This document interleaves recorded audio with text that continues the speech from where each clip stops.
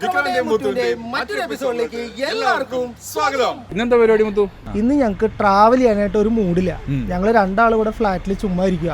അപ്പൊ നമുക്കിന്നൊരു കുക്കിംഗ് പിടിച്ചാലോ? എന്ത് കുക്കിംഗ്? പക്ഷേ നമുക്ക് ഫിഷ് കുക്ക് ചെയ്യാം, പെട്ടെന്ന് വെന്ത് കിട്ടും. എന്താണ് ഐറ്റം എന്താന്ന് പറ? ഐറ്റം എന്താണെന്ന് ഇപ്പൊ പറയാൻ പറ്റില്ല. ഐറ്റം എന്താണെന്ന് ഫൈനൽ പ്രൊഡക്റ്റ് കണ്ടാലേ എനിക്ക് തന്നെ അറിയുള്ളൂ. അതുകൊണ്ട് ഐറ്റത്തെ കുറിച്ച് മാത്രം ചോദിക്കരുത്.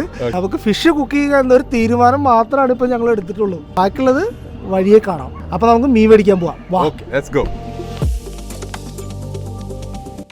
പുന്നക്കൽ അമ്പലട്ടാ, നമ്മള് മീൻ മേടിക്കാൻ എവിടെയാ പോണ്ടേ?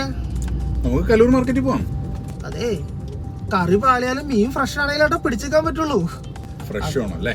അങ്ങനെയാണെങ്കിൽ നമുക്ക് സാൽമൺസിൽ പോയാലോ? കടവന്ത്രയിലുള്ള സാൽമൺസ് കേട്ടിട്ടുണ്ടല്ലോ. സാൽമൺസിലാകുമ്പോൾ ഫ്രഷ് കിട്ടുന്ന കേട്ടിട്ടുണ്ട്. ഒന്ന് ട്രൈ ചെയ്ത് നോക്കിയാലോ? അങ്ങനെയാണെങ്കിൽ സാൽമൺസ് എങ്കിൽ സാൽമൺസ്. ഓക്കെ. അപ്പൊ നമ്മള് സാൽമൺസിലെത്തി. കടവന്ത്ര. നമുക്ക് അകത്ത് കയറിയിട്ട് എന്തൊക്കെ ഫിഷ് ഉള്ളതെന്ന് നോക്കാം. വാ വിക്രമ, നമുക്ക് ഇവിടെ ഒരുപാട് ഫിഷ് ഐറ്റംസ് ഉണ്ട്. നമുക്ക് ഇതിനകത്തുനിന്ന് ഇന്ന് കരിമീൻ വെച്ചൊരു ഒരു ഐറ്റം ചെയ്യാം. ഇതൊരു കാളാഞ്ചി മാത്രമാണ്. കായലിലെ വെള്ളം തന്നെ കൊണ്ടുവന്നിട്ട് അത് ഓക്സിജൻ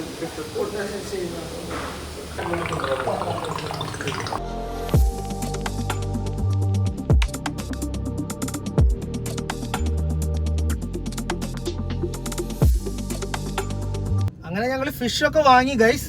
ഫുൾ സെറ്റ് ആണ്. ഇനി നമുക്ക് നേരെ കിച്ചണിൽ ചെന്നിട്ട് കാണാം. അപ്പൊ നമ്മളിതേ ഫിഷൊക്കെ ആയി കിച്ചണിൽ എത്തിട്ടോ. ആദ്യം തന്നെ ഒന്ന് ക്ലീൻ ചെയ്യാം.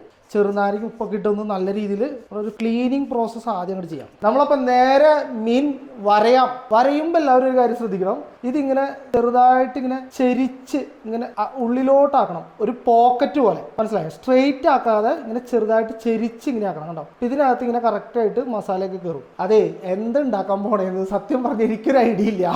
ഒരു ചെറിയൊരു സംഭവം എൻ്റെ മനസ്സിലുണ്ട്. നമുക്കത് ഉണ്ടാക്കി നോക്കാം. എന്നിട്ട് പ്രൊഡക്റ്റ് അത് വരുമെന്ന് നോക്കാം. എന്നിട്ട് അവസാനം നമുക്ക് പേര് പറയാം, അല്ലെങ്കിൽ പേര് നിങ്ങൾ പറയും.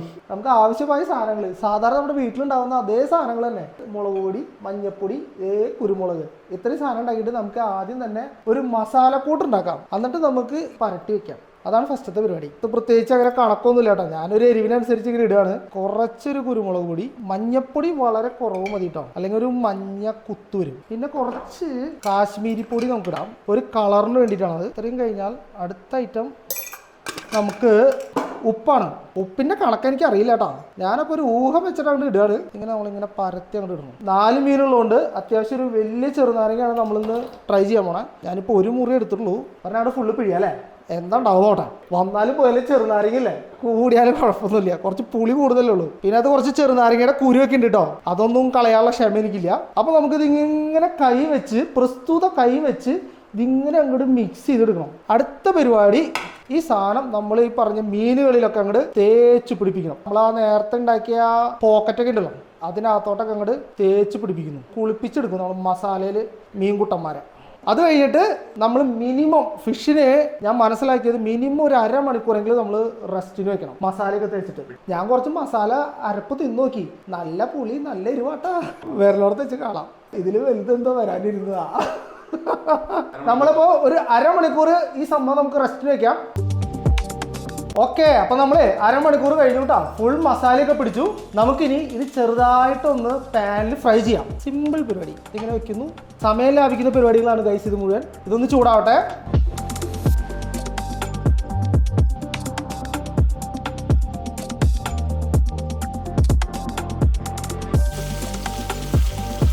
നമുക്ക് ഒരു മീഡിയം തീയിൽ പിടിക്കാം.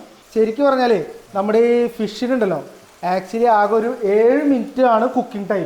നമ്മൾ ഒരിക്കലും ഫിഷ് ഓവർ കുക്ക് ചെയ്യരുത്. നമ്മളിപ്പോൾ 2 മിനിറ്റ് എന്തോ ആയിട്ട് നമ്മൾ ജസ്റ്റ് ഒന്ന് മറച്ചിട്ടു. അതിൻ്റെ സ്കിന്നൊന്നും പോകാതെ ഫിഷ് മറച്ചിട്ടിട്ടുണ്ടല്ലോ, അപ്പം തന്നെ വീണ്ടും ഈ കയ്യിലിട്ട് കുത്തി ഇളക്കിക്കൊണ്ടിരിക്കരുത്. എന്താ പറ്റുന്നത് വെച്ചിട്ടുണ്ടെങ്കിൽ ഇത് ആകെ പൊടിഞ്ഞ് ഇതാവും.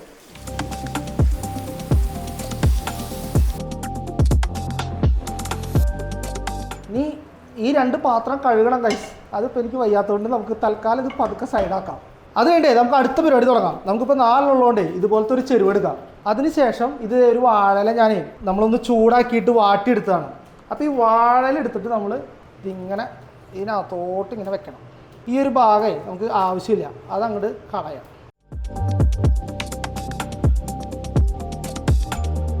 അപ്പോൾ വാഴയില നമ്മൾ മാറ്റി അതിലേക്ക് കുറച്ച് വെളിച്ചെണ്ണ, നമുക്ക് വാഴയുടെ മുന്നേ ഒരു ലേശം വെളിച്ചെണ്ണ ഒഴിച്ചു കൊടുക്കും കേട്ടോ.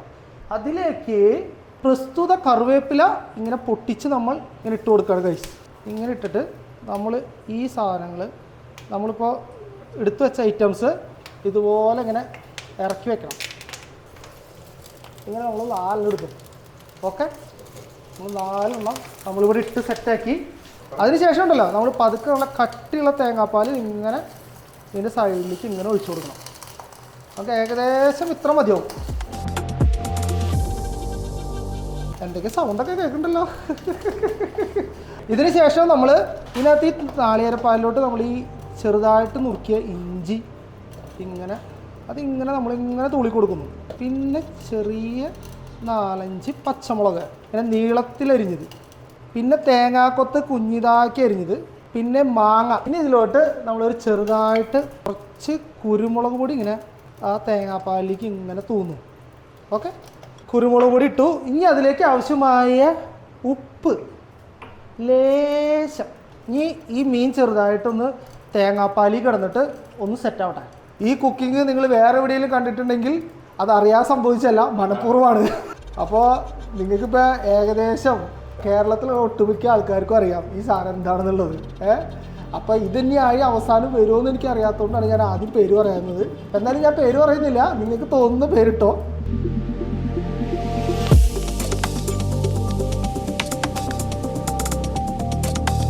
അപ്പോൾ ഓൾമോസ്റ്റ് ആയിട്ട് സെറ്റാണ്. അപ്പോൾ നമുക്ക് തൽക്കാലം തീ ഓഫ് ചെയ്യാം. അപ്പോൾ നമുക്ക് മീനിൻ്റെ കൂടെ നമുക്ക് എന്തെങ്കിലും പൊറോട്ട പിടിക്കാം. കാരണം മാവ് കഴിക്കാനും അപ്പം ഉണ്ടാക്കാനൊന്നും വയ്യ ഗൈസ്. ഞാൻ ഇപ്പം തന്നെ ആകെ ക്ഷീണിച്ചു. ഇന്ന് നമുക്ക് ഹാഫ് കുക്കഡ് പൊറോട്ട അതങ്ങോട്ട് പഠിക്കാം.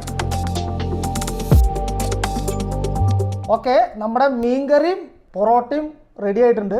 നമുക്കിത് ഞങ്ങൾക്ക് കഴിച്ചു നോക്കാൻ ഒരു ധൈര്യക്കുറവുണ്ട്. അതുകൊണ്ട് ഇത് ടെസ്റ്റ് ചെയ്യാനായിട്ട് ഞങ്ങളൊരു 3-4 ബലിയാടുകളെ ഏർപ്പാടാക്കി നിർത്തിയിട്ടുണ്ട്. അപ്പോൾ നമുക്ക് നേരെ അവിടെ പോവാം. ഓക്കെ,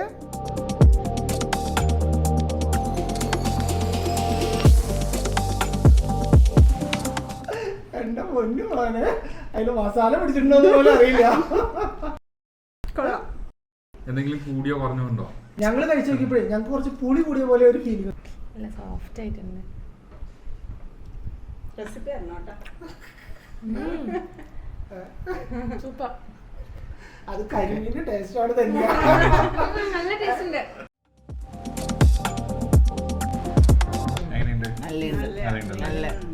നല്ല ഫ്ലേവർ.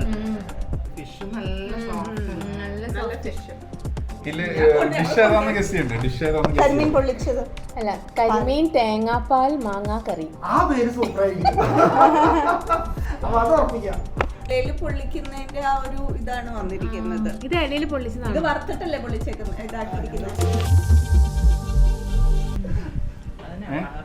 മാങ്ങന്റെ നല്ല ടേസ്റ്റ് ഉണ്ട്. ഗ്രേവി നന്നായിട്ടുണ്ട്.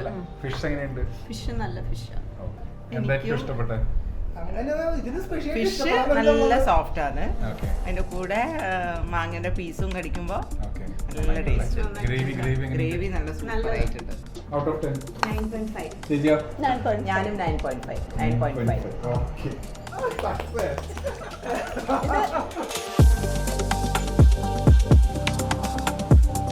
എങ്ങനെയാ ഇത് ഉണ്ടാക്കിയത് ശരിക്കും? ഇത് യൂട്യൂബ് ചാനൽ പ്രോസസ്സ് നിങ്ങൾ വീഡിയോ ഒക്കെ സബ്സ്ക്രൈബ് ചെയ്ത് കാണും. ആയിട്ട് മാങ്ങ കൊത്തിയരിഞ്ഞ ഒന്നും കൂടെ നല്ല ടേസ്റ്റ്. ഇഞ്ചിയും ഒന്നും കൂടെ ചെറുതാക്കും. ഗ്രേവിയില് ഫിഷ് നല്ല സോഫ്റ്റ് ആയിട്ടുണ്ട്. അപ്പൊ അതെങ്ങനെയാ? അത് ഫിഷ് നല്ല ഫ്രഷ് ആയതുകൊണ്ടാണ്. അങ്ങനെയാണെങ്കിൽ അടുത്ത പ്രാവശ്യം നമ്മൾ ബിരിയാണി പിടിച്ചാലോ? ഓക്കെ. ബിരിയാണി വളരെ ഈസി ഏത് ബിരിയാണി ആയിരിക്കും? തൃശ്ശൂരോ കൊച്ചിയോ? അങ്ങനെയൊന്നുമില്ല. അത് ഉണ്ടാക്കി വരുമ്പോ എന്താണെന്ന് നിങ്ങൾ പറയണോ? എനിക്ക് പറയാൻ പറ്റില്ല.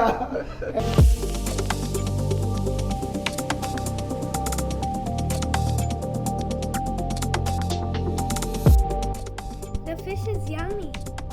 നല്ലുണ്ട്. നല്ല സ്പൈസി ആണോ? അല്ല. Yummy.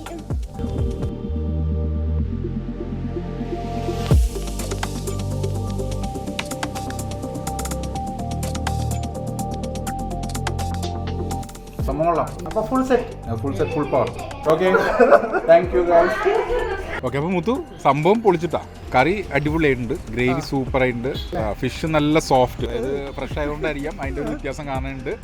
സംഭവം ആയാലും അടിപൊളി, എനിക്ക് ഇഷ്ടപ്പെട്ടു. പക്ഷെ ഞാൻ വിചാരിച്ചില്ല കേട്ടോ, ഇങ്ങനെ നിങ്ങൾ പറഞ്ഞപ്പോഴേക്കും ഞാൻ വിചാരിച്ചു എന്തുണ്ടാക്കാൻ പോകുന്ന ഞാൻ വിചാരിച്ചു. അപ്പൊ ഏതായാലും എക്സ്പെരിമെന്റ് ക്ലിക്കായി.